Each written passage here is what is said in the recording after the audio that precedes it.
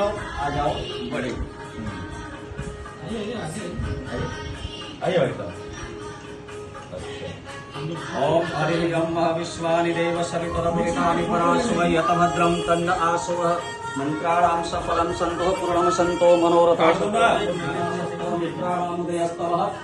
यावत् भागीरथी गंगा यावत् देवो महेश्वर यावत् वेद प्रवर्तन्ते तावत् त्वं विजयी भव आयु विद्या धनं देहि। अब काकू कहाँ पे जहाँ टीका किए वहीं पे। ओम तदेव लगनं सुदिनं तदेव तारावनं चन्द्रवनं तदेव विद्यावनं दैववनं तदेव लक्ष्मी तदेव दावत् तेषां जयस्तेषां तदेषां कराय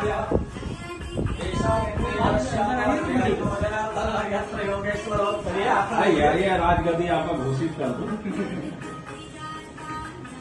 खुश रहिए, जाइए बैठ के पास आइए। मम्मी रुकिए ना, फोटो खींचना बेटा। पहले उसके बारे में गलत सोच लिया ना, चलूंगा देख लूंगा तो पाप हो गया। इसके बाद मानसिक, इसके बाद कायिक काया से, वांशिक वाणी से, मानसिक मन से, और सांसारिक यानी परिवार में बड़ों से सेवा लेने से भी पाप लगता है। तो अनेक प्रकार के पाप। फिर गर्मी लगेगा ना, मतलब पंखा भी नहीं।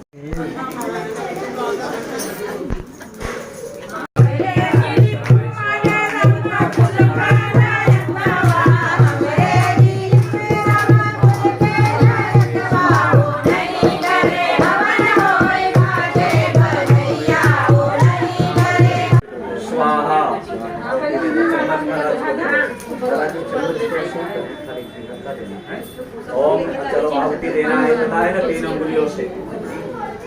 ओम जपा कुसुम संकाशम काशित यमादन तमोवरी स्वर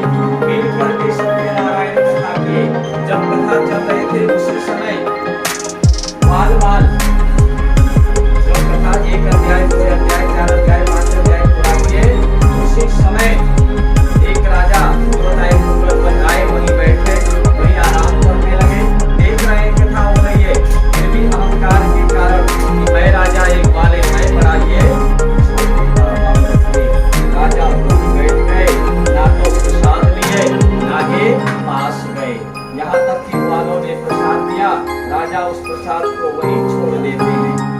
आपको बता दें कि प्रसाद पवित्र है, पावन है, निर्मल है। प्रसाद शब्द जहाँ आ जाए तो क्या करेगा, क्या करेगा नवरात्रि, क्या करेगी शिवरात्रि, क्या करेगा पौष, क्या करेगा एकादशी।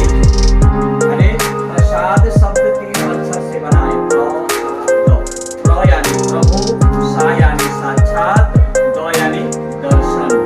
पूजा का, भगवान का दर्शन तभी पूर्ण होगा जब भगवान का प्रसाद आप लोगे। क्या चीज बहुत बोलते हैं ना, अभी आपके सासू जी ने बोला मेरा तो नवरात्रि व्रत है, मैं तो कैसे खाना खाई नहीं खाई। लेकिन ये प्रसाद जब भगवान का बना के लाई हो और ये भगवान को मैं चढ़ाऊंगा तो क्या ये प्रसाद कौन नहीं खाएगा? सब कोई खाएगा। व्रत में भाग्यशाली को भगवान का प्रसाद मिलता है। दाल भात पूरी सब्जी तो रोज खा करके आप प्रसाद लो, क्या फायदा? कि हृदय में भगवान को लेना है तो प्रसाद लेना है। गंगा जल कभी पानी नहीं हो सकता, लेकिन 1 चम्मच गंगा जल को डाल दो और पूरे बाल्टी में पानी भर दो तो पूरा बाल्टी गंगा जल हो जाता है। कभी गंगा जल पानी नहीं हो सकता। वैसे ही भगवान के चरणों में चढ़ाया हुआ प्रसाद कभी अन्न नहीं हो सकता। चाहे हम बतासे चढ़ाएं, पंजीरी चढ़ाएं, हलवा चढ़ाएं, बर्फी चढ़ाएं, पेड़ा चढ़ाएं, लड्डू चढ़ाएं, लेकिन जब भगवान के पास चला जाएगा तो ना लड्डू है, ना पंजीरी है, ना बतासा है, ना प्रसाद है, ना हलवा है, सिर्फ क्या है? प्रसाद है। और प्रसाद पवित्र है, निर्मल है, पावन है। इस प्रसाद को खाने से समझो कि देवता राजी हो जाते हैं, प्रभु प्रसन्न हो जाते हैं। और नहीं खाने से, जैसे राजा ने प्रसाद छोड़ा और जो ही घर को चला, धन राज्य पुत्र सब नष्ट हो गया। जैसे लीलावती ने जो पुत्री को कहा पूजा करने को, प्रसाद छोड़ के गई, उसका पति जल में अदृश्य हो गया। फिर भक्ति के कारण, प्रार्थना के कारण भगवान ने कहा कि इसने मेरा प्रसाद छोड़ा है तो मैंने इसके पति को अदृश्य किया हूँ, मरा नहीं है। घर पे जाए प्रसाद लेके आए तो प्रसाद मिलेगा। वैसे ही राजा धन राज्य पुत्र का नाश करके दुख पाया और अंत में विचार में विचारा। आदमी ज्यादा विचार कब करता है? जब एकांत में रहता है, अकेले रहता है, घर में कोई नहीं रहता, तो शरीर उसका उसके पास है, मन कहीं और भटकता है। ज्यादा विचार आएगा, ज्यादा सोचेगा, टाइम ही नहीं पास होगा। जिस दिन कोई ना हो तो देख लेना होगा कि सुबह से शाम ही बन गया 24 घंटे का, बड़ा दिन हो जाता है। और वो विचार में विचारता राजा ने विचार किया कि आखिर मैंने ऐसा कौन सा पाप किया कि मेरे धन राज्य पुत्र राज्य चला गया। तो विचार में सोचते सोचते वही ग्वालों के पास गया, तो वहां पे कथा हुई थी, ना तो पास में गया था, ना तो नमस्कार किया था, ना तो प्रसाद लिया था। उसके बाद ही उसको दुख मिला था। जाते हैं ये कलयुग के देव बड़े प्रिय देव हैं, ये घर घर के देव हैं। ऐसा कोई घर बाकी नहीं होगा जहां इनकी पूजा नहीं होगी, हर घर में भी है। ऐसे घर घर के देव हैं, घर का कल्याण करते हैं, भक्तों का कल्याण करते हैं। और जो भक्त श्रद्धा से भक्ति से पूजता है, भगवान उनकी रक्षा करते हैं, मनोकामना पूर्ण करते हैं। तो ऐसे पावन पवित्र कथा सभी पापों को नाश करने वाली कथा है। कैसी कथा है? और ऐसा कौन है जो पाप नहीं किया है?